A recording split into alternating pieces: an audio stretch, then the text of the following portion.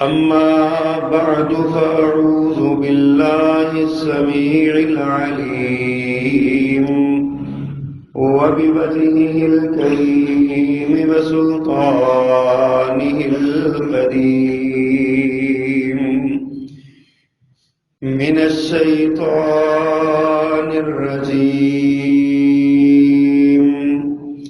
من همزه ونفخه ونفثه بسم الله الرحمن الرحيم واعتصموا بحبل الله جميعا ولا تفرقوا واذكروا نعمة الله عليكم إذ كنتم أعداء فألف بين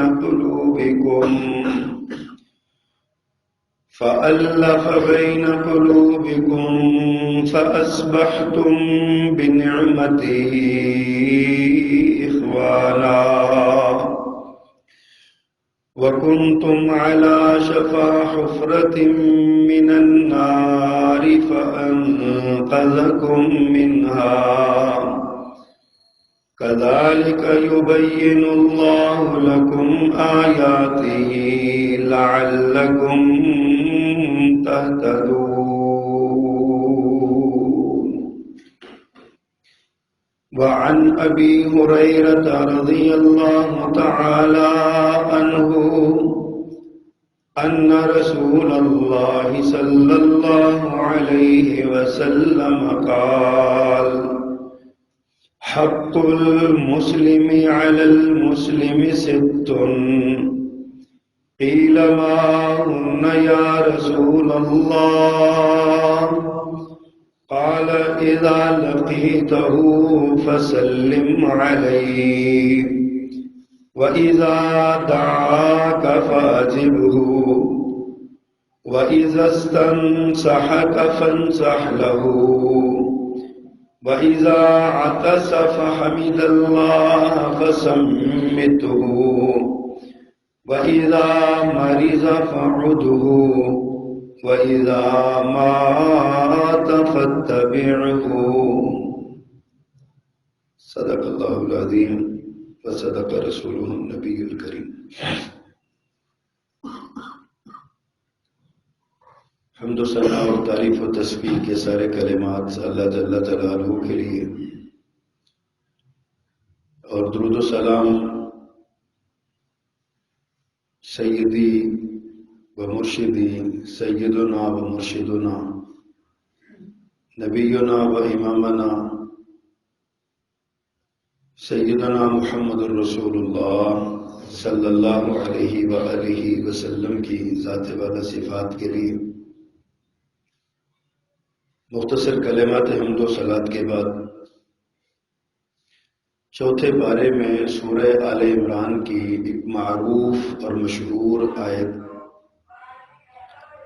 اور ایک حدیث رسول صلی اللہ علیہ وسلم آپ کی خدمت میں پیش کی ہے۔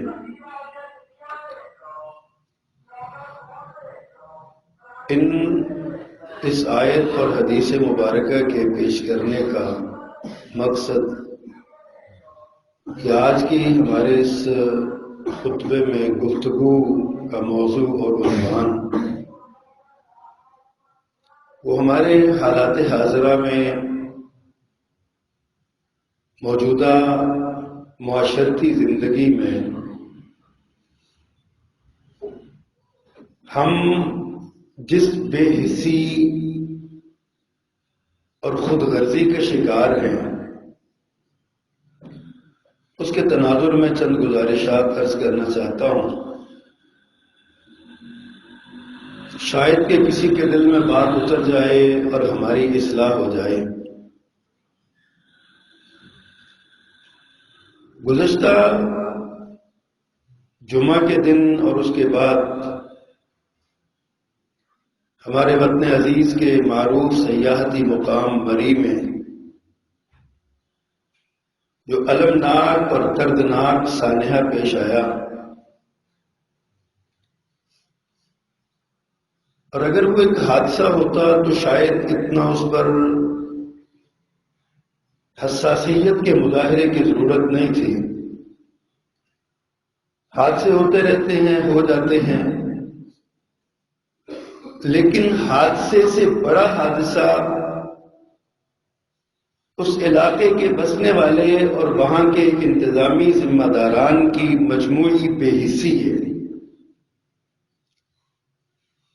جس نے ایک اسلامی معاشرے کے چہرے کو داغدار کیا۔ ایک مسلمان معاشرہ، ایک ایسا معاشرہ جو رسول اللہ صلی اللہ علیہ وسلم نے اللہ سبحانہ و تعالیٰ کی ہدایات کی روشنی میں بنایا تھا، وہ جو صدیوں کے دشمن تھے ان کو ایسا بھائی بھائی بنایا کہ ان کے درمیان میں سے ہوا بھی نہیں گزرتی تھی۔ سیرت کا مطالعہ کرنے والے جانتے ہیں کہ نبی کریم صلی اللہ علیہ وسلم کی ہجرت سے پہلے یثرب نامی قصبے میں اوس اور خزرج کے دو قبیلے بستے تھے۔ ان دونوں میں ایک لڑائی جاری تھی،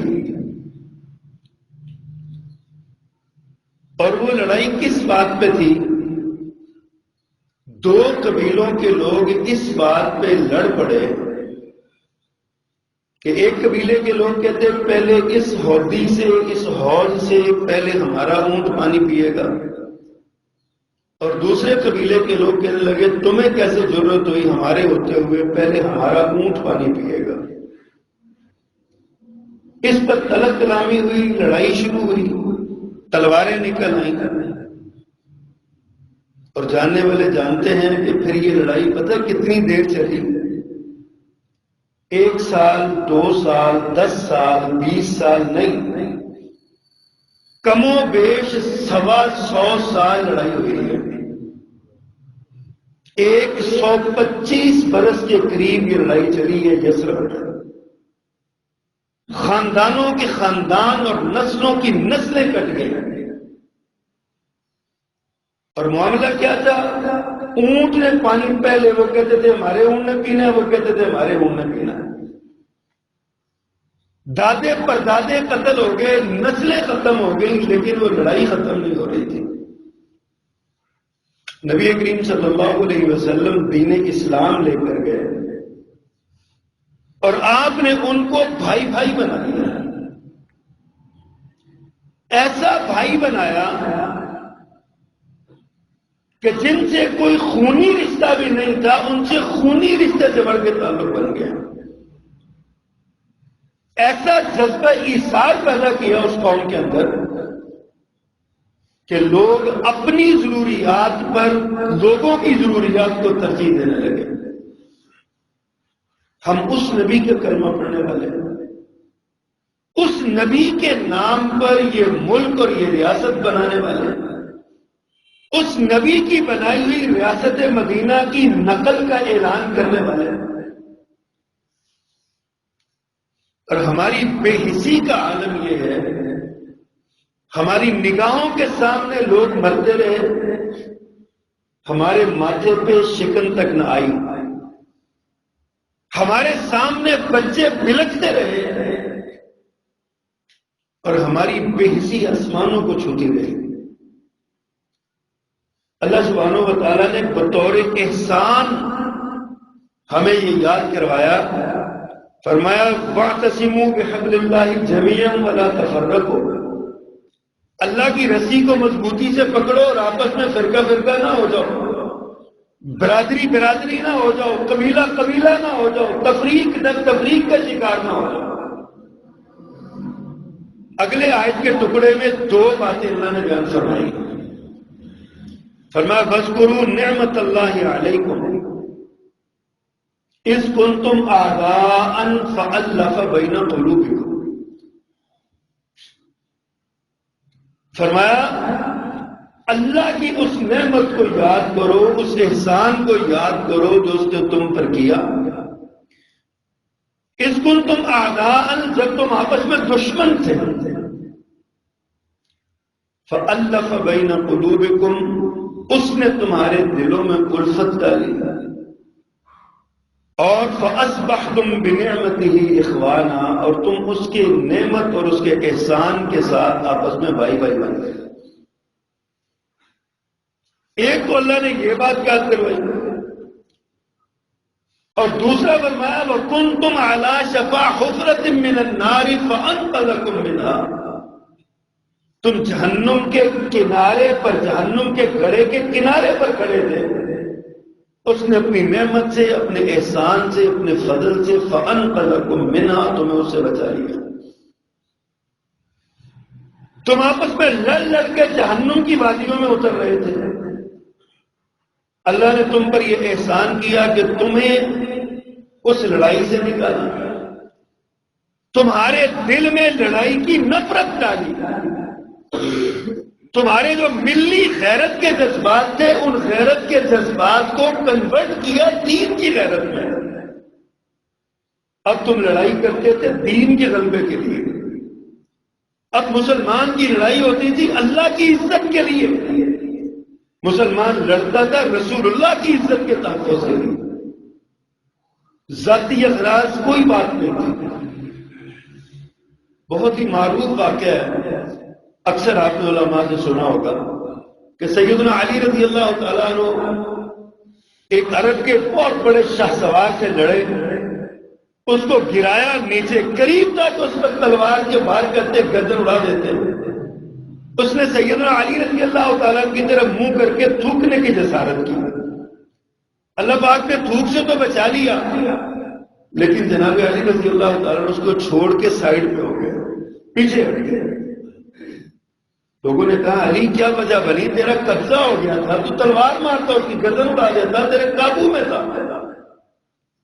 یہ ہے تعلیم رسول اللہ صلی اللہ علیہ وسلم کی۔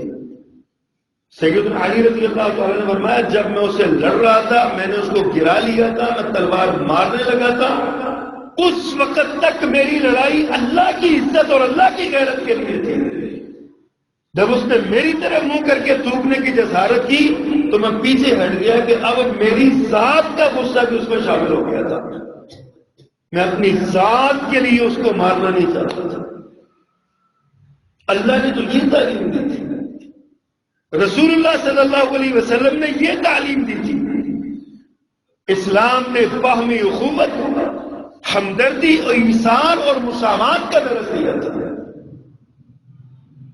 بتایا تھا کہ تم سارے کے سارے ایک آدم کی اولاد ہو، تم سارے کے سارے آپس میں بھائی بھائی ہو، تمہارے اندر کسی کا رنگ اور نسل اور زبان اور قد کاٹ کی وجہ سے کسی کی عزت نہیں ہے، عزت کا معیار ان اکرمکم عند اللہ اتقاکم، عزت کا معیار اللہ کے ہاں تمہارا تقوی ہے، جو جتنا متقی ہے اتنا اللہ کے ہاں عزت والا ہے۔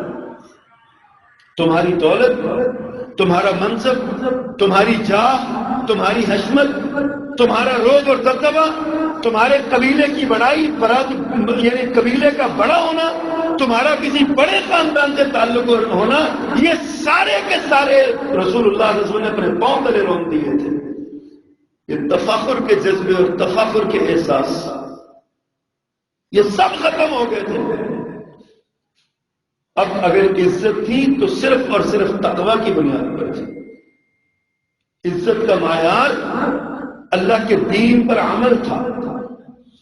کہاں بلال حبشی رضی اللہ تعالی عنہ جیسا غلام، کمزور، بے بس، لاچار، بے کس، اور کہاں جنت میں قدموں کی آہٹ سنائی دیتی ہے، کہاں اس کے قدموں کی چلتا زمین پہ آواز جنت میں آتی ہے۔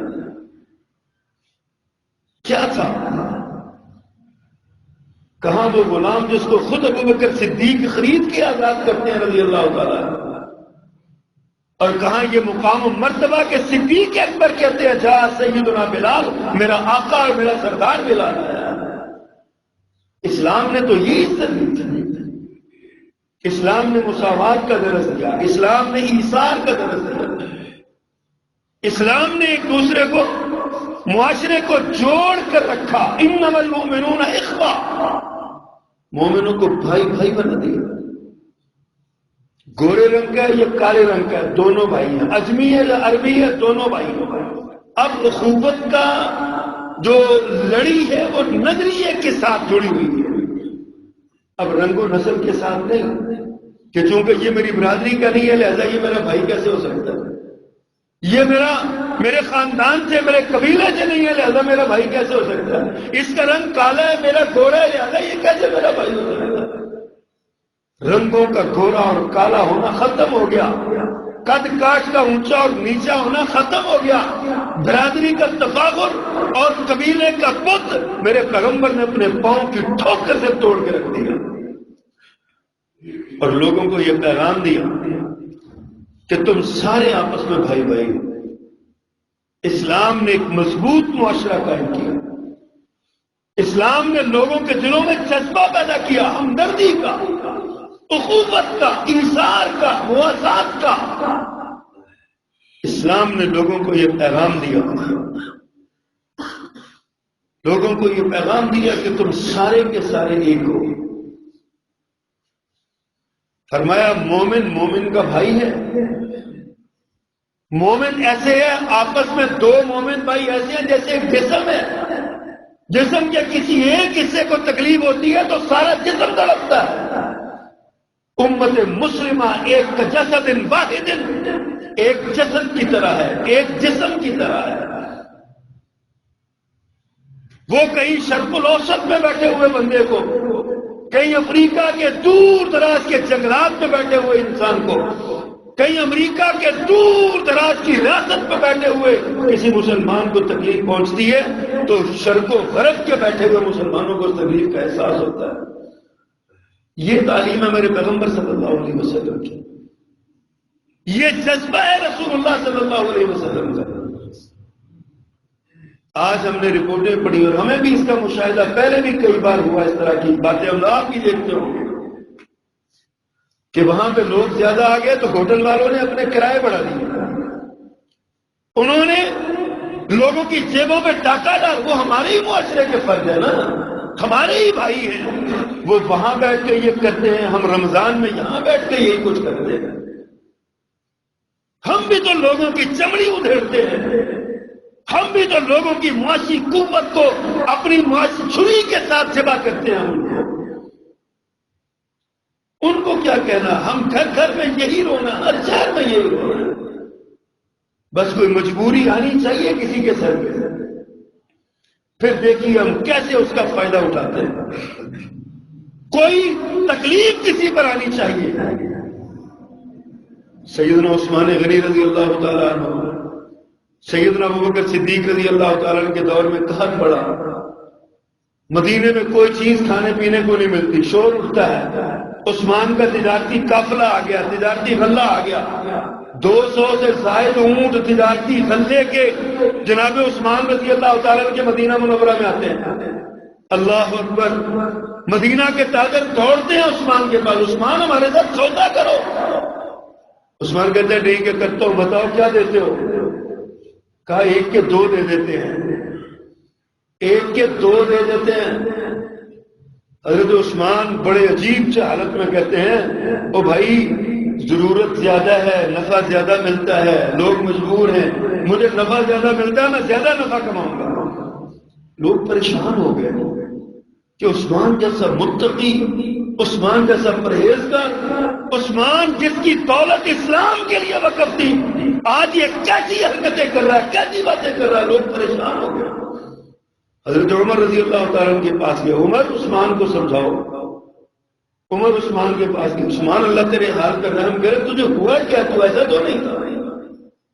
کہا عمر اپنا راستہ ناپو، مجھے اس سے زیادہ نفع کر رہا ہے، مجھے 10 گنا نفع مل رہا ہے. میں 1 کا 2 کر کے کیوں دوں، میں 1 کے 3 کر کے کیوں دوں، مجھے نفع زیادہ مل رہا ہے، میں زیادہ جو نفع دے گا میں تاجر ہوں، اس کے ساتھ تجارت کروں. حضرت عمر رضی اللہ تعالیٰ جیسا دور اندیش بھی اس نقطے کو نہ سمجھ سکا، وہاں سے غصے کے عالم میں اٹھ کے یہ کہتے ہوا کہ عثمان اللہ تیرے حال پہ رحم کرے، تجھے ہو کیا گیا، تیرے دل میں اتنی ماں کی محبت آ گئی. حضرت عثمان رضی اللہ تعالیٰ کا تجارتی قافلہ مدینے میں داخل ہوا. آپ نے اپنے غلاموں اور ملازموں سے کہا کہ کوئی ایک اونٹ بھی کسی گودام میں نہیں جائے گا، مدینہ کے محلوں میں پھیلا دو، اور ایک منادی کی ڈیوٹی لگائی، ندا کرو اے لوگو آؤ، آج مدینہ کے باسیوں کو خوراک کی ضرورت ہے، لباس کی ضرورت ہے، عثمان کا غلہ حاضر ہے، عثمان نے رب کے ساتھ سودا کر دیا۔ یہ تھی تعلیم میرے پیغمبر صلی اللہ علیہ وسلم کی، یہ تھا سبق میرے نبی صلی اللہ علیہ وسلم کا۔ آج ہم کیا کر رہے ہیں؟ ہم اللہ سے سودے کی بجائے شیطان سے سودا کرتے ہیں۔ مجبوری کے عالم میں دودھ کا ایک کپ جس کی 20 روپے 25 روپے قیمت ہے، اس کو 100 روپے کا 200 روپے کر کے بیچتے ہیں۔ کسی کی مجبوری سے فائدہ اٹھاتا ہے مسلمان ہے۔ کیا ہمارے نبی نے یہ تعلیم دی ہے؟ اس نبی کا کلمہ پڑھنے والا ہے۔ یقین جانیے میں سوچ رہا ہوں، حیران ہوتا ہوں۔ میں نے شاید پہلے بھی ایک دن یہ داستان آپ کو سنائی کہ یہاں لاہور کی بادشاہی مسجد کے پاس ایک انگریز آیا، عیسائی، اس کا اپنا بادشاہی مسجد دیکھنے آیا۔ کسی جیب کترے نے، نا مسلمان تھا، وہ جیب کترا تھا، اس نے اس کی جیب کاٹ لی۔ اس کو جیب پرس نکالا تو اس میں دیکھا اس کی علامت شناخت وہ عیسائی تھا۔ اس جیب کترے کو شرم آئی، اگلے کئی دن اسی جگہ پہ کھڑا ہو کے اس کو ڈھونڈتا رہا کہ وہ مجھے ملے۔ وہ ملا تو اسے کہنے لگا بھائی تمہارا یہ پرس ہے، اس میں پیسے دیکھ لو، ہر شے دیکھ لو، تمہاری پوری ہے، میں نے اس کو ہاتھ نہیں لگایا۔ وہ عیسائی بڑا پریشان ہوا، انگریز باہر سے آیا، وہ اس نے کہا یار تو نے نکال لیا تھا پھر واپس کیوں کیا؟ کہا میں نے اس کے اندر دیکھا کہ تو عیسائی تھا، مجھے ڈر آ گیا کہ کہیں تیرا پیغمبر میرے نبی کو قیامت کے دن شکایت نہ کرتے، میرے پیغمبر کو میری وجہ سے شرمندگی نہ اٹھانی پڑے۔ میں چوریاں کرتا ہوں، میں اپنی جگہ پہ یہ سارا ہوں، کبھی چور بھی اس طرح کے وجہ ہوتے تھے۔ اور آج ہم حج کرنے والے، عمرے کرنے والے، آج ہم بڑی بڑی بلڈنگوں کے مالک، بڑے بڑے ہوٹلوں کے مالک، ہم لوگوں کی مجبوریوں سے فائدہ اٹھانا ہوتا ہے۔ اللہ تو فرماتے ہیں میں نے اپنی نعمت سے تمہیں بھائی بھائی بنایا تھا، تم دشمن تھے آپس میں نے تمہارے درمیان اخوت پیدا کی ہے۔ فَأَصْبَحْتُمْ بِنِعْمَتِهِ إِخْوَانًا، تم اس کی نعمت کے ساتھ آپس میں بھائی بھائی بن گئے۔ اللہ نے ہمیں ایثار کا درس دیا۔ ایک ہوتی ہے سخاوت، ایک ہوتا ہے ایثار، دونوں ایک ہی معنی میں ہیں، ہم معنی مترادف لفظ ہیں، لیکن ایک بڑا مائنر سا فرق اس کے اندر کیا ہے لغت کے، زبان کے ماہرین نے، اور میں سمجھتا ہوں وہ معمولی سا نہیں، بہت بڑا فرق ہے۔ سخاوت کہتے ہیں اس چیز کو کہ آپ کے پاس 1,00,000 روپیہ موجود ہے، آپ 100 روپیہ کسی کو دے رہی ہے، آپ سخاوت کر رہے ہیں، 200 دے دیتے ہیں، 500 دے دیتے ہیں، آپ کے پاس وافر مال موجود ہے، آپ سخاوت کر رہے ہیں، بہت اچھا عمل ہے۔ لیکن ایثار جو ہوتا ہے نا، وہی ہوتا ہے کہ آپ کے پاس ہے ہی 100 روپیہ، ضرورت آپ کو بھی ہے، لیکن آپ اپنی ضرورت پہ کسی کو ترجیح دے دیتے ہیں کہ یار تو 100 روپیہ لے، تو جانا اپنا کام کر، میں دیکھ لیتا ہوں۔ اس کو ایثار کہتے ہیں۔ وہ جنگ یرموک کا جو واقعہ 3 صحابہ کرام کا، پانی دیتے ہوئے ایک آدمی پانی کے ڈھونڈتا ہوا گیا اپنے کزن کے پاس، اسے جا کے اسے کہا پانی، اس نے پانی کی چھاگل یا پانی کا کٹورا اس کے منہ سے لگانے کی کوشش کی کہ اس زخمی کے کانوں میں قریب سے آواز آئی پانی، اس نے اپنے منہ سے ہٹا کے کہا میرے اس بھائی کو زیادہ ضرورت ہے، اس کو پلاؤ۔ وہ پانی کی چھاگل لے کے اس کے پاس دوڑا، ابھی اس کے منہ کو پانی نہیں لگایا تھا کہ تیسری آواز آئی پانی، زخموں سے چور، میدان جنگ میں جان نکل رہی ہے۔ یہ اسلام کا چہرہ ہے، یہ مسلمان کا چہرہ ہے، اسلامی سوسائٹی کا یہ چہرہ ہے۔ وہ تیسرے کے پاس گیا، وہاں پہنچتا ہے، ابھی تو جاتے ہی اس کی جان نکل جاتی ہے۔ یہ پلٹ کے دوسرے کے پاس آتا ہے، یہ بھی خلت شہادت پا چکا ہے۔ یہ وہاں سے پلٹ کے پہلے کے پاس آتا ہے، وہ بھی جان جعفری کے سپرد کر چکا ہے۔ تینوں بندے اللہ کے شہید ہو گئے، لیکن دنیا کو مثال دے گئے یہ مسلمان ہوتا ہے۔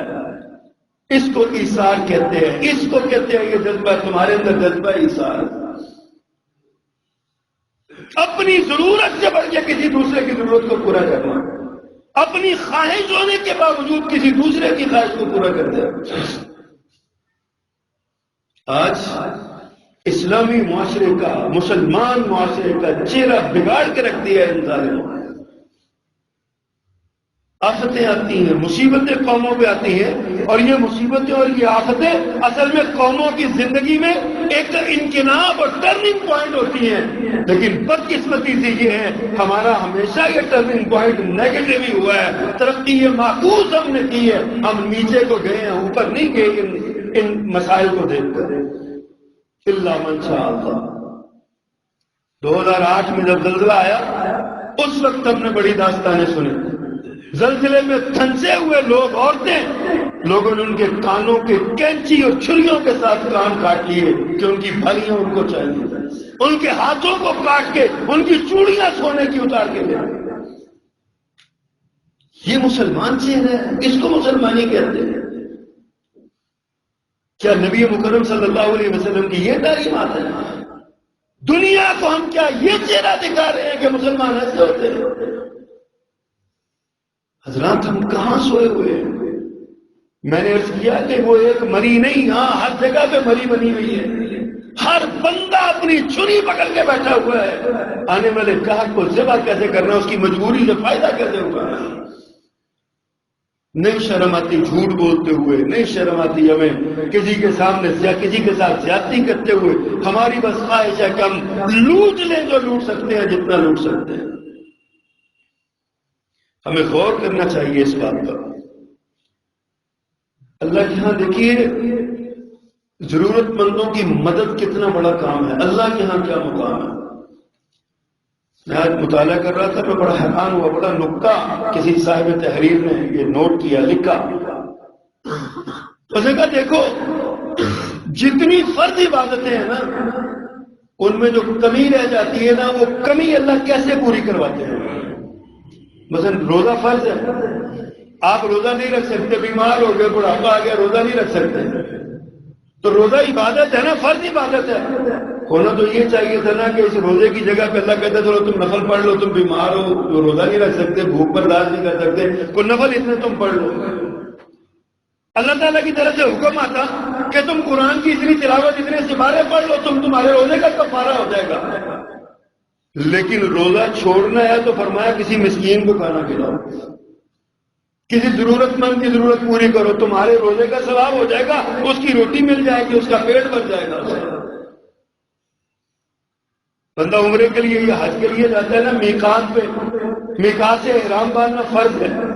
اب اگر احرام باندھے بغیر گزر جاتا ہے نا تو یہ بھی تو ایک فرض ہے نا، یہ بھی تو ہو سکتا تھا نا کہ اللہ پاک حکم دیتا کہ اب یہاں 3 طواف اور زیادہ کرو، 3 مرتبہ طواف کرو، یا 3 مرتبہ تم صفا مروہ کی سعی کرو، تو سزا ہی لگانی تھی نا۔ کوئی بھول گیا، وہ احرام باندھنا بھول گیا، لیکن حکم کیا ہوا کہ مکہ کے مسکینوں میں ایک دم ایک بکرا یا دمبا ذبح کر کے مکہ کے مسکینوں کو کھلاؤ، مسکینوں کا پیٹ بھرو، ان کی ضرورت کو پورا کرو۔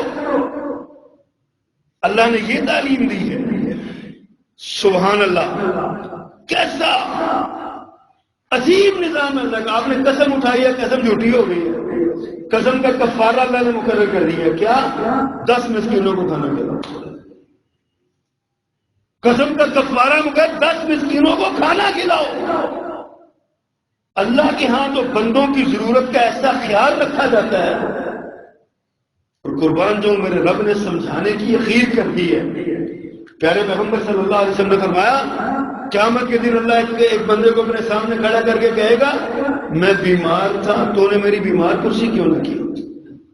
اللہ فرمائیں گے اللہ پاک ہے اس طرح کی کمزوریاں نقائص سے، بندہ گڑبڑا جائے گا، ہل جائے گا، کہے گا اللہ آپ تو پاک ہیں، آپ کا بیماری کے ساتھ کیا تعلق؟ اللہ فرمائیں گے میرا فلاں بندہ تیرا ملنے والا بیمار تھا، تو اگر اس کے پاس جا کے عیادت کرتا مجھے اس کے پاس پاتا تھا۔ اسے اللہ کہیں گے، کسی سے کہیں گے میں بھوکا تھا تو نے مجھے کھانا کیوں نہیں کھلایا؟ کہے گا یا اللہ تو پاک ہے، تیرا بھوک کے ساتھ کیا کام، تو خود کھانا کھلاتا لوگوں کو۔ اللہ فرمائیں گے میرا فلاں بندہ بھوکا تھا تو اس کی روٹی کا انتظام کرتا، مجھے اس کے پاس پاتا، آج میں تجھے اس کا اجر دیتا۔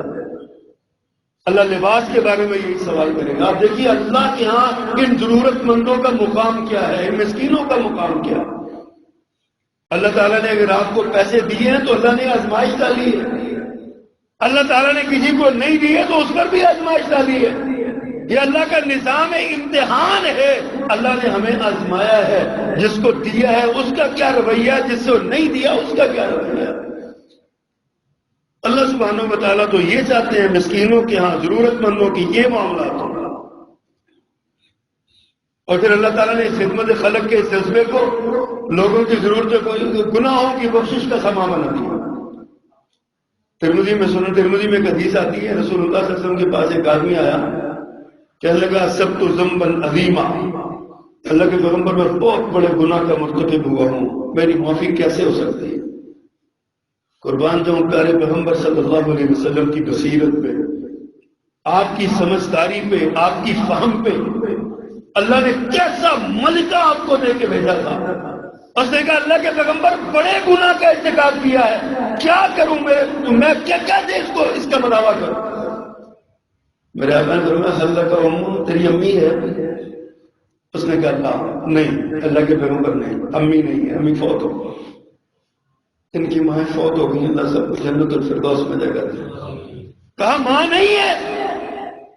میرے آقا پوچھتے ہیں تیری خالہ ہے، ماں کی بہن ہے، خالہ ہے؟ اس نے کہا نعم یا رسول اللہ، اللہ کے رسول میری خالہ موجود ہے۔ فرمایا جاؤ خالہ کی خدمت کرو، اس سے حسن سلوک کرو، اللہ تیرے اس گناہ کو معاف کر دے۔ خالہ کی مدد کرنا، خالہ کے ساتھ حسن سلوک کرنا، خالہ کے ساتھ اچھا نیکی کرنا، خالہ کے ساتھ اچھا معاملہ کرنا، فرمایا تیرے اس نے کہا اصبت ذنبا عظیما، اللہ کے رسول میں بڑے گناہ کا مرتکب ہوا ہوں، فرمایا اپنی خالہ کی خدمت کر، اللہ تیرا گناہ معاف کر دے۔ آج ہم سگی ماں کو دھکے دینے سے باز نہیں آتے، سگی ماں کے ساتھ برا سلوک کرتے ہوئے شرم نہیں آتی۔ عبداللہ ابن مبارک رحمہ اللہ بہت بڑے امام اس امت کے گزرے، ان کے پاس ایک آدمی آیا، اس نے کہا امام صاحب 7 برس ہو گئے، 7 سال ہو گئے، بیماری نے نچوڑ دیا مجھے، سارے ڈاکٹر اور طبیب علاج کروا بیٹھا ہوں، فرق نہیں پڑ رہا، آرام نہیں آ رہا، آپ مجھے بتائیے میں کیا کروں؟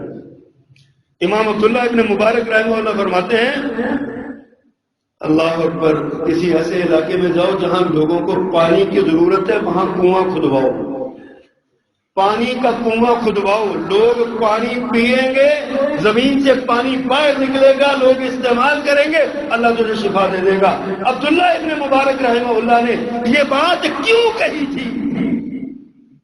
پیارے پیغمبر صلی اللہ علیہ وسلم کا اسوہ تھا سامنے۔ حضرت سعد رضی اللہ تعالیٰ عنہ کی والدہ فوت ہو گئی، آپ اللہ کے رسول صلی اللہ علیہ وسلم کے پاس تشریف لائے، کہا اللہ کے نبی اگر میری ماں زندہ ہوتی تو وہ صدقہ کرتی، اب وہ فوت ہو گئی ہیں تو میں ان کی طرف سے صدقہ کروں، میری ماں کو کوئی فائدہ ہوگا؟ فرمایا ہاں۔ کہا اللہ کے پیغمبر کیا کروں، کیا صدقہ کروں؟ فرمایا اپنی ماں کے لیے کنواں کھدوا دو، پانی کا ضرورت، لوگوں کی ضرورت کا انتظام کرو، اہتمام کرو، لوگوں کی ضرورت کو پورا کرو، تم لوگوں کی ضرورت پورا کرو گے۔ اس بیمار نے اپنی ضرورت کے لیے، اپنی بیماری کے لیے صدقہ کیا۔ میرے پیغمبر صلی اللہ علیہ وسلم کا یہ بھی ایک فرمان ہے نا، آپ نے فرمایا داؤ مرضاکم بالصدقہ، لوگوں اپنے مرضوں کا علاج صدقے کے ساتھ کیا کریں، اپنے مرضوں کا علاج، اپنے مریضوں کا علاج صدقے کے ساتھ کیا کریں۔ بڑے بڑے ایسے مریض جن کو ڈاکٹر جواب دے چکے ہوتے ہیں، اللہ ان کو توفیق دیتا ہے، اللہ کی مرضی ہوتی ہے، وہ صدقہ کرنے لگتے ہیں، اللہ پاک ان کو شفا دینے لگتا ہے۔ بے شمار داستانیں بکھری پڑی ہیں ایسی، داؤ مرضاکم بالصدقہ، کہ میرے پیغمبر صلی اللہ علیہ وسلم کا فرمان ہے کہ اپنے مریضوں کا علاج، اپنی بیماریوں کا علاج صدقے کے ذریعے کریں۔ حضرت عبداللہ ابن مبارک رحمہ اللہ نے یہی سوچ کے اسے کہا تھا، اور سیرت نگار نے یہ بات لکھی ہے، اس نے کنواں کھدوایا، لوگ پانی لینے لگے، وہ تندرست ہو گئے۔ اللہ نے اس کو شفا دے دی، آرام آ گیا اس کو۔ 7 برس کا مریض جس کو طبیب جواب دے چکے تھے کہ اب اپنی زندگی کے دن پورے کرو، اس نے لوگوں کے ساتھ اس نے سلوک کیا تو اللہ نے اس کی بیماری کو دور کر دیا۔ نبی مکرم صلی اللہ علیہ وسلم کا یہ بھی فرمان ہے نا، خیر الناس من ينفع الناس، تم میں سے بہترین انسان وہ ہے جو لوگوں کو نفع پہنچاتا ہے، لوگوں کے لیے نفع مند ہے، جو لوگوں کی ضرورت کو پورا کرتا ہے، جو لوگوں کے کام آتا ہے، لوگوں کی مشکل سے نکالنے کا سبب بنتا ہے۔ میں نے گزشتہ جمعے اتفاق سے یہ بات سنائی تھی نا کہ اللہ کے ہاں ایک بندہ پیش ہوگا، اللہ اس کا نامہ اعمال دیکھیں گے، نیکیاں برائیاں برابر، گناہ اور ثواب برابر۔ اللہ فرمائے گا جاؤ ایک نیکی ڈھونڈ لاؤ کہیں سے تمہیں معاف کر دیتا۔ وہ نیکی ڈھونڈنے کے لیے سارے حشر میں پھرے گا باولوں کی طرح، کبھی ماں کے پاس، باپ کے پاس، بھائی کے پاس، بہن کے پاس، دوست کے پاس، یار کے پاس، عزیزوں کے پاس، اقربا کے پاس، سسرال کے پاس، ہر طرف جائے گا۔ میرے رب نے فرمایا یوم یفر المرء من اخیہ وامہ وابیہ وصاحبتہ وبنیہ، سب بندے بھاگیں گے، یہ بھی بھاگیں گے۔ کوئی اس سے کہے گا ایک نیکی دے دو یار میرا کام بندہ، سارے کہیں گے بھائی ہمیں ایک کی ضرورت ہے، نہیں ملے گی نیکی۔ حتیٰ کہ ایک درویش سا بیٹھا ہوگا، وہ کہے گا کیا مسئلہ ہے تمہیں، تم کیا ہڑبونگ مچائی ہوئی ہے؟ وہ کہے گا یار یہ معاملہ، ایک نیکی چاہیے میرا کام بن جاتا ہے۔ اتفاق ایسا کہ اس کے پاس نیکی ہی ایک ہوگی، وہ کہے گا یار تیرا ایک نیکی سے کام بنتا ہے، تو لے، میرا تو 10 بھی ہو تو میرا کیا بنا، میرے پاس تو ہے ہی ایک نیکی۔ کبھی ایک نیکی بھی اتنی وزنی ہو جاتی ہے نا، ایک نیکی اتنی وزنی ہو جاتی ہے، اس نے ایک نیکی اس کو دی، وہ لے کے اللہ کے پاس چلا گیا، اللہ یہ نیکی مل گئی۔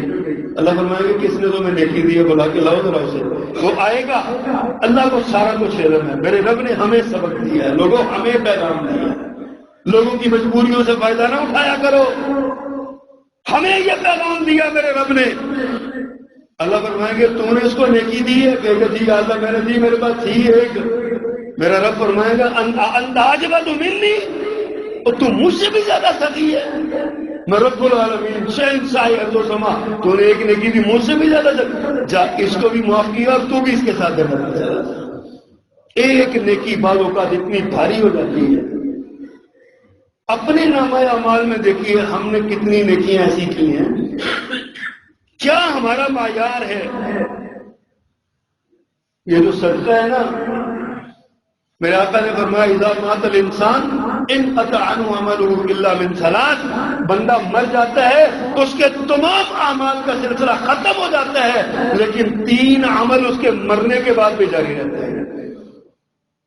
الا من صدقۃ جاریہ، وہ صدقہ جاریہ کر گیا، کنواں کھدوا گیا، مسجد بنوا گیا، پنکھا لگوا گیا، مدرسہ چلوا دیا، مسجد میں روشنی کا اہتمام کروا دیا، کسی ضرورت مند بیٹی کی شادی کروا دی، کسی کے ساتھ اس سے تعاون کر دیا، کوئی اس کے ساتھ معاملہ کر دیا، کسی بیمار کو دوائی لے دی۔ فرمایا الصدقۃ جاریہ، صدقہ جاریہ، اس کا الا من صدقۃ جاریہ، صدقہ جاریہ کا اجر بعد میں مرنے کے بعد بھی جاری رہتا ہے۔ او ولد صالح یدعو لہ، نیک اولاد جو اس کے لیے دعا کرتی ہے، او علم ينتفع بہ، ایسا علم چھوڑ گیا لوگ اسے نفع اٹھاتے ہیں، کوئی کتاب چھپوا گیا، کوئی دین کا کام کر گیا، قرآن مجید کو مہیا کر دیے، لوگ سپارے پڑھ رہے ہیں، قرآن پڑھ رہے ہیں، دین کی تعلیم کے لیے انتظام کر دیا۔ فرمایا یہ 3 عمل ہے، مرنے کے بعد بھی ثواب کا میٹر چالو رہتا ہے۔ آج ہم ضرورت مندوں کی مجبوریوں سے فائدہ اٹھاتے ہیں، آج ہم کوئی پھنس جائے تو ہم اس کی چمڑی ادھیڑنے کی کوشش کرتے ہیں۔ کس قدر دکھ اور صدمے کی بات ہے کہ پوری دنیا میں مسلمان کا کیسا گندا چہرہ پیش کیا گیا گزشتہ، کس قدر لوگوں کو بتایا گیا کہ مسلمان اس طرح کے بے حس اور بے حمیت ہوتے ہیں، اپنے بھائیوں کی مجبوریوں سے ایسے فائدہ اٹھاتے ہیں۔ لوگ مر رہے ہیں اور لوگوں کو اپنے نفع کی پڑی ہوئی ہے، اپنے فائدے کی پڑی ہوئی ہے، نہیں سوچتے ہم۔ میرے آقا نے ارشاد فرمایا، حدیث میں نے آغاز میں پڑھی ہے، پیارے پیغمبر صلی اللہ علیہ وسلم ارشاد فرماتے ہیں، حضرت ابو ہریرہ رضی اللہ تعالیٰ عنہ روایت کرتے ہیں، فرمایا حق المسلم علی المسلم 6، مسلمان کے مسلمان پر 6 حق ہیں میرے آقا نے فرمایا۔ قیل ما ہن یا رسول اللہ، اللہ کے رسول کو کون سے ہیں؟ فرمائیے۔ میرے آقا نے ارشاد فرمایا اذا لقیتہ فسلم علیہ، جب مسلمان بھائی سے ملے تو اس کو سلام کرے، جو سلام کرتا ہے اس کو سلام کا جواب دے۔ یہ مسلمان کا مسلمان پر حق ہے سلام کرنا، آگے بڑھ کے سلام کہنا، ایک دوسرے کے ساتھ مدد کرنا، یہ اسلام کی نشانی، مسلمان ہونے کی نشانی ہے سلام کرنا ایک دوسرے کو۔ آج ہمارا غرور اور تکبر ہی ختم نہیں ہوتا، ہم کسی کو سلام کرنا توہین سمجھتے ہیں۔ میرے آقا نے دوسری بات ارشاد فرمائی، اللہ اکبر، فما وَإِذَا دَعَاكَ فَأَجِبْهُ، جب تمہیں کوئی دعوت دے تو اس کی دعوت کو قبول کرو، چاہے وہ اپنے گھر میں تمہیں مصری کی دال ہی پکایا کرے۔ آج کل تو مصری اور مونگی کی دال بھی بہت مہنگی ہے، سفید پوش کے لیے تو یہ خریدنا بڑا مسئلہ ہے۔ کوئی آپ کو دعوت دے تو یہ مت سوچے کہ مجھے وہاں پہ وہ مٹن اور روز کھلائے گا، جو پیش کر دے دعوت دے تو اس کی دعوت کو قبول کر لیا جائے۔ میرے آقا نے حق بتایا مسلمان۔ اللہ اکبر، فرمایا وَإِذَا اسْتَنصَحَكَ فَانصَحْ لَهُ، جب کوئی تو سے نصیحت اور خیر خواہی کا سوال کرے تو اس کی خیر خواہی کرو، اس کو نصیحت کرو، اس کو وہ تم سے کہتا ہے جی مجھے کوئی نصیحت کی بات کرے، اس کو نصیحت کی بات سمجھاؤ، اس کو اچھی بات سمجھاؤ۔ چوتھی بات میرے آقا نے ارشاد فرمایا وَإِذَا عَطَسَ فَحَمِدَ اللَّهَ فَسَمِّتُ، فرمایا کہ جب کوئی بندہ چھینک لینا تو وہ چھینک لے کے کہے الحمدللہ، تو سننے والا کہے یرحمک اللہ، یہ حکم ہے پیارے پیغمبر صلی اللہ علیہ وسلم۔ چھینک لینے والا الحمدللہ کہے، چھینک الحمدللہ سننے والا کہے یرحمک اللہ، اللہ تجھ پہ رحم کرے۔ یہ اللہ کے رسول صلی اللہ علیہ وسلم کا حکم ہے، یہ اب حق کا مسلمان کا مسلمان۔ اور پھر چھینک لینے والا کہے یہدیکم اللہ ویصلح بالکم، اس دعا سکھلائی میرے پیغمبر نے۔ چھینک اللہ کی بہت بڑی نعمت ہے، اس نعمت پہ اللہ کا شکر ادا کرنا چاہیے، الحمدللہ کہنا چاہیے۔ اور پانچویں بات فرمایا وَإِذَا مَرِضَ فَعُدْهُ، جب مسلمان بھائی بیمار ہو جائے تو اس کی عیادت کی جائے، مسلمان بھائی بیمار ہو جائے تو اس کا حال پوچھا جائے۔ صرف راہ چلتے ہوئے کسی پوچھ لیا جائے سنائی تھی آپ کا کیا حال ہے، طبیعت خراب تھی، 70,000 فرشتہ مغفرت کی دعا مانگنے لگتا ہے اس کے لیے، 70,000 فرشتہ۔ اور یہ میرے پیغمبر صلی اللہ علیہ وسلم کی سنت ہے۔ اب ہر بیمار کے گھر چلے جاتا ہے۔ ایک یہودی بچہ پیارے پیغمبر کی خدمت کیا کرتا تھا، کبھی کبھی آ کے نا، یہودیوں کا بیٹا تھا، 2-3 دن نظر نہیں آیا، پوچھا بھائی وہ بچہ کدھر رکھا؟ جی وہ تو مرنے پڑا ہوا ہے۔ آپ فوراً اس کے گھر گئے اور جا کے اسے کہتے ہیں کلمہ پڑھ لو، لا الہ الا اللہ، لا الہ الا اللہ کہہ لو۔ بچہ ابھی 11-12 سال کا ہوش و حواس والا تھا، اس نے اپنے باپ کی طرف نگاہ اٹھائی، باپ یہودی تھا، کیا کہتا ہے؟ باپ نے دیکھا نا پیارے پیغمبر کی محبت بھری دعوت، تو اس نے کہا اطیع ابا القاسم، میرے بچے جو محمد کہہ رہے ہیں مان لو صلی اللہ علیہ وسلم۔ اس نے اپنے باپ کو دیکھا، باپ نے اجازت دی، اس نے کلمہ پڑھا، موت آ گئی۔ میرے پیغمبر کی آنکھوں سے آنسو بھی بہے اور زبان سے شکرانے کا کلمہ نکلا، اللہ تیرا شکر ہے ایک بندہ جہنم سے بچ گیا ہے، ایک بچہ ایک نوجوان جہنم سے بچ گیا ہے، یہ میرے پیغمبر نے تعلیم دی ہے۔ آج ہمیں پتہ چل جائے فلاں بیمار ہے تو ہم پہلو بدل کے نکل جاتے ہیں، پیسے نہ دینے پڑ جائے، خدمت نہ کرنی پڑ جائے، کیا کہے گا خالی آخی آ گیا ہے، کوئی پھل نہ لے کے جانا پڑ جائے۔ میرے نبی کی سنت کو اپنائیں۔ آپ نے ارشاد فرمایا 70,000 فرشتہ صبح سے شام تک اور شام سے صبح تک مغفرت کی دعا کرتا رہتا ہے جو بندہ کسی کا حال پوچھتا ہے جا کے۔ سوچیے تو ذرا کتنا بڑا ہمارا، اس میں بھی انسان کی خیر خواہی ہے، انسان کی بھلائی کا پہلو ہے۔ اور چھٹی بات آپ نے ارشاد فرمائی اللہ اکبر وَإِذَا مَاتَ فَاتَّبِعُوهُ، بندہ فوت ہو جائے تو اس کے جنازے میں شرکت کی جائے، فوت ہو جائے تو جنازہ پڑھا جائے، جنازے میں شرکت کی جائے، اور جنازے میں شرکت ثواب کے لیے کی جائے، منہ دکھانے کے لیے نہ کی جائے۔ تو میرے پہلے جنازے پہ آیا سی، میں تیرے پہلے جنازے پہ آ گیا، دیکھ لو میں تمہارے جنازے پہ تمہارے عزیز کے آیا ہوں، تم نے بھی آنا ہے۔ یہ قرضہ نہیں چڑھانا، اللہ کی رضا کے لیے۔ میرے آقا نے فرمایا جو اللہ کی رضا کے لیے کسی کے جنازے میں شریک ہوتا ہے، احد پہاڑ کے وزن کے برابر نیکیاں نامہ اعمال میں درج ہو جاتی ہیں۔ اور احد پہاڑ کتنا ہے آپ سارے جانتے ہیں، 4 کلومیٹر، 7 کلومیٹر لمبا، 4 کلومیٹر اونچا۔ اور آج کی سائنس یہ بتاتی ہے پہاڑ جتنا زمین کے اوپر ہوتا ہے اتنا نیچے بھی ہوتا ہے۔ اور اس کا وزن کتنا ہوگا اس پہاڑ کا کبھی تصور کریں. اور یہ نیکیاں ہمارے نامہ اعمال میں آتی ہیں اگر خالص اللہ کی رضا کے لیے جنازے میں شرکت کریں.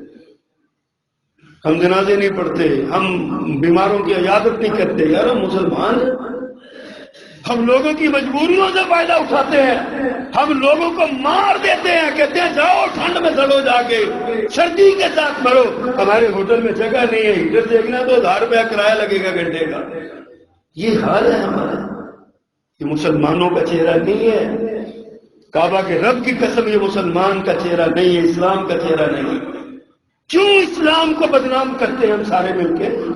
کیوں اسلام کی تعلیمات کا ستیہ ناش کرتے ہیں ہم؟ ہمیں ایک دوسرے کے جذبات کا احترام ہونا چاہیے، ایک دوسرے کی مدد کرنے کا جذبہ ہونا چاہیے، ایک دوسرے کے ساتھ ہمارے. اور پھر میں بات کہہ دوں، آئی ہے تو یاد بھی آ گئی ہے کہ پھر وہی لوگ کام آئے نا جن کو مولوی کہہ کے، مدرسے والا کہہ کے دھتکارتے ہوئے ہمارے چندوں پہ پلتے ہیں. مری میں جب سارے ہوٹل بند ہو گئے، مدرسے کھل گئے، مسجدیں کھل گئی، انہوں نے کہا جناب ہمارے پاس سامان بھی ہے، بستر بھی ہے، کھانا بھی ہے، آپ ہمارے پاس تشریف لائیں، ہم آپ کے لیے راستے کھولتے ہیں. ساری جماعتوں نے بغیر تفریق کے مسلک کے تمام لوگوں نے مسلمان بھائیوں کو کی مدد کی ہے. جب ہوٹل والے کمروں کو تالے لگا رہے تھے، کہہ رہے تھے ہوٹل مہنگے ہو گئے، اس وقت یہ مدرسوں والے، یہ دین والے ہی کام آتے ہیں. آج بھی دین والوں کو سپورٹ کریں، دین والوں کی عزت کریں، دین والوں کا احترام کریں. آپ کو پتہ چلے کہ یہ اصل یہ چیز ہے، یہ چہرہ اسلام کا. لوگوں نے اپنی ضروریات کو چھوڑ کے دوسروں کی ضروریات کو پورا کیا. اللہ سبحانہ و تعالی ہمارے حال پہ رحم فرمائے. اور اللہ پاک ہمارے یہ جو معاملات ہمارے ہو رہے ہیں، اللہ سے دعا کریں اللہ پاک ہمارے دلوں میں شرم پیدا کرے. بڑی خدا کی قسم افسوسناک صورتحال تھی جب یہ پتا چلا کس قدر تکلیف کا سامنا کرنا پڑا. کتنے لوگ مر گئے تھے اس وجہ سے لوگوں نے ہوٹلوں میں جگہ نہیں دی. کہا جی ہمارے پاس اتنے پیسے لگیں گے، کسی کے پاس نہیں پیسے ہوتے. پھر ہم اپنے معاشروں میں، اپنے شہروں میں جو کرتے ہیں وہ بھی آپ کے سامنے، ہم سب کرنے والے مجرم ہیں نا برابر. اللہ ہمیں معاف فرمائے، اللہ ہمیں سمجھ نصیب فرمائے. سبحان